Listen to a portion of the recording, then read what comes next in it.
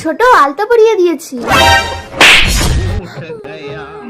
সতীন, তুই আমার এত সুন্দর পায়ে চন্দন না লাগিয়ে আলতা লাগিয়ে দিয়েছিস। এই কি হলো, তোমরা দুই সতীনে ঝগড়া করছো কেন? স্বামী দেখো না, ছোট মেরে আমার দাঁত ভেঙে দিয়েছে। বেশ করেছে, ও তোমার থেকে বেশি সুন্দর বলে তুমি ওর উপরে হিংসা করো। এই নাও হাগলাসি, তোমার জন্য দামি দামি কোম্পানির লিপস্টিক, আইলাইনার, শ্যাডো, পাউডার এনেছি। আর এই নাও, তুমি এই বাজারগুলো নিয়ে গিয়ে ভালো করে রান্না করো, যাও। দেখলে আমার গা হাত জ্বালা করে আমার হাগলাসি। স্বামী, ওর কিন্তু দাঁত পড়ে ফোগলা হয়ে গেছে, ওকে আর ভালোবাসবে না। ঠিক আছে সোনা। কি হলো বড় বউ, তোমার এখনো রান্না হয়নি? চলো আমি করছি, তুমি গিয়ে ছোট বউয়ের কাপড় ছায়াগুলো ধুয়ে দাও। ঠিক আছে, যাচ্ছি।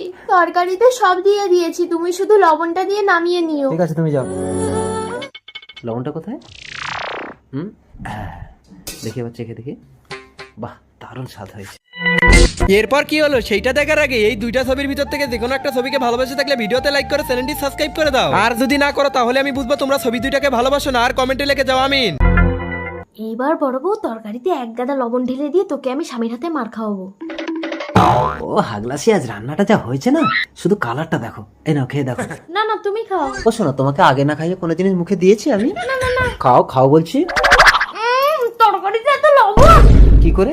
আর কি করে, বড় বউ আমাকে খেতে দেবে না বলে এই কীর্তিগুলো করে। বড় বউ তো তোমার কাপড় ধুতে গেছে, সে তো এখনো আসেনি। আর তরকারিতে তো আমি লবণ দিয়েছি, তার মানে এই নটঙ্কি গুলো তুমি করো না। আমার এগুলো একদম ভালো লাগে না হাগলাসি। ওরে সতীন, আমার প্ল্যানটা ভেস্তে গেল। আইডিয়া, রান্নাঘরে সর্ষের তেল ফেলে রাখবো। বড় বউ ঢুকলেই পা পিছলে পড়ে ওর সবগুলো দাঁত ভেঙে যাবে। হাগলাসি, ও মা গো, আমার সব দাঁত ভেঙে গেছে গো। হয়েছে। ও মা, ইঁদুরটা তো বালতির জলে পড়ে গেছে, একে তুলে দিই, না হলে এ মরে যাবে। তুমি আমাকে বাঁচালে বড় মা, তাই আমি তোমাকে নতুন দাঁত দিচ্ছি, নতুন দাঁত গজাও। আমি দাঁত ফিরে পেয়েছি।